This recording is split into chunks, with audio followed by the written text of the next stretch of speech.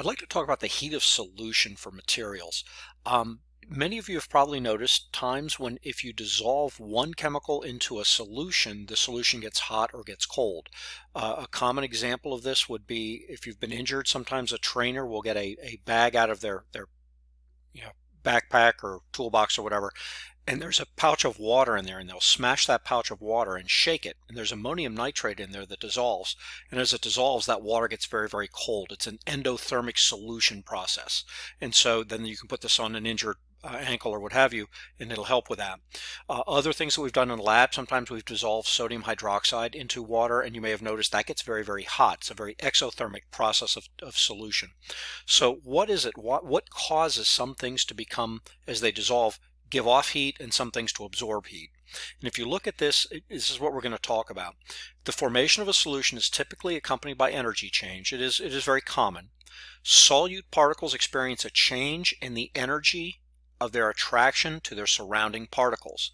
So before we can dissolve this, I need to break apart the solute particles, whatever I'm dissolving that's attached to other solute particles, and the solute and solvent particles need to form. So I need to separate the solute from one another. I actually also need to separate the solvent particles from one another, and then I'm going to get the solute and solvent attraction.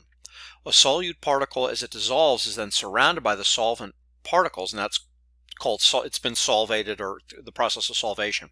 So again, just to give you kind of an illustration, if we're looking at the heat content or the enthalpy as we're going through this reaction, initially I've got my solute particles and my solvent particles. There is some energy required to separate out the solid particles from one another. These things are already bonded, and again, I've told you before, when you break bonds, you have to put some energy in. So it takes a little bit of energy to separate this out. Then I have to separate the solvent particles from one another so that the solute can get in there. Again, that requires a little bit of energy. So I'm definitely putting some energy in. Now the solute and solvent particles become attracted to one another, and as they attract and come together, that releases energy, because again, now we're forming new attractions, new bond types of things.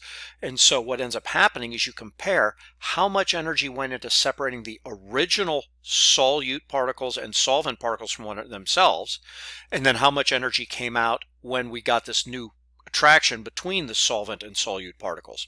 If more energy goes in than comes out, it's harder to separate the particles than the energy you get out. This is an overall endothermic reaction, and of course it's going to get cold.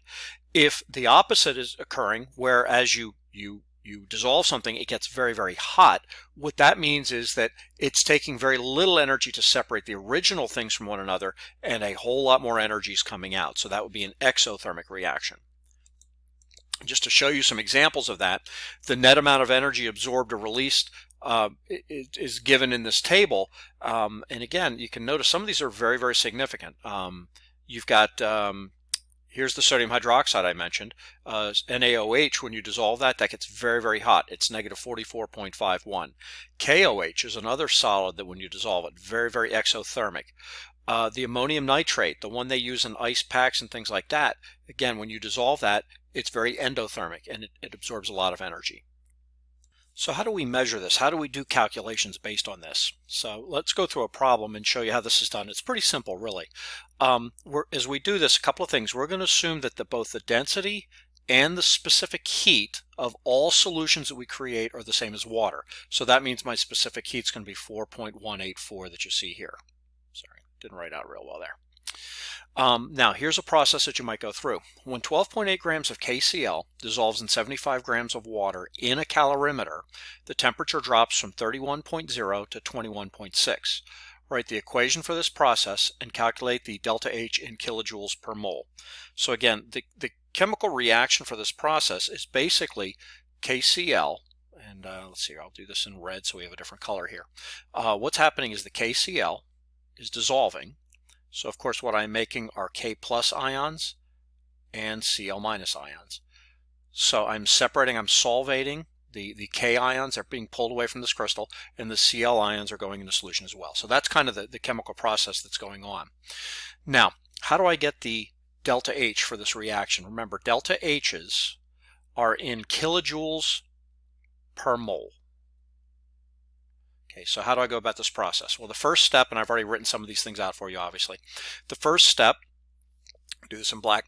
The first step that you would go through is you'd say, well, what was the energy change for the water? And again, to do that, I need to take M delta T Cp. How much heat was gained or lost by this water? Okay, because this was done, this is where the reaction occurred. As the KCl dissolved, the temperature changed. So I'm going to take the mass. Now here's the key thing you need to pick up on. Once I dissolve 12.8 grams of KCl and 75 grams of water, my mass is the sum of those two things. This is what my solution, that's its mass at the end. And then this whole solution, the temperature goes up or goes down. So when you do these problems, recognize the mass is the sum of your solute and your solvent. We're going to multiply that by the delta T, which is always your final minus your initial. So I take 21.6 minus 31, so I got negative 9.4, times, and again we're going to assume the specific heat is the same as the solvent, which in this case is water, is 4.184. So when I do all my math, it turns out that the water lost 3,453 joules of energy. Remember, this is joules per gram degree C. So it lost that. Well, that makes sense. The temperature went down. What that means, though, is that my reaction, the Q of the reaction, is positive 3453.1388, and this is in joules. Okay, because the water lost it. Where'd it go? It went to my reaction. It went to this process of dissolving. It took more energy to separate the KCl than came out when the KCl attached to the water. So that is my Q of my reaction, my heat change for the reaction. Now, how many moles went into this? And again, I took my 12.8 grams because that's what caused this reaction, this energy change, dissolving in the water. So I just converted from grams to moles, and I got 0.17158 moles of KCl. Notice I'm not rounding. I'm going to round at the very end.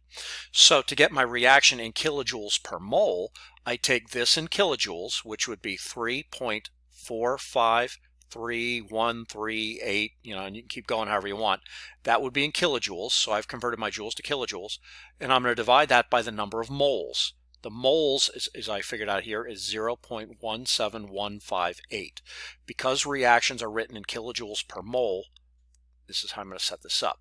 So I take the number of kilojoules of energy divided by the number of moles.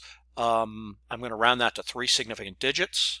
I believe, no, I'm going to have to go with 2 because of this.